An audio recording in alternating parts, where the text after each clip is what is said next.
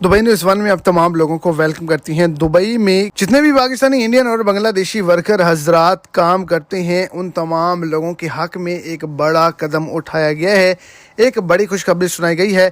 तनख्वाह के हवाले से अब तमाम लोगों के लिए शानदार कदम उठाया गया है।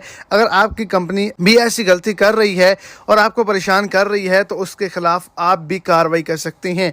इसी हवाले से आगे चल के मुकम्मल डिटेल्स जो हैं वो आपको इसी शॉर्ट वीडियो के अंदर मिल जाएंगी। वीडियो को एंड तक लाजमी तौर पर देखें ताकि आपको तमाम डिटेल की अच्छे से समझ आ सके। और अगर इस चैनल पर आप फर्स्ट टाइम है तो लाजमी से चैनल को सब्सक्राइब करें, वीडियो को लाइक करें और अपने दोस्तों तक इसको ज्यादा से ज्यादा शेयर करें।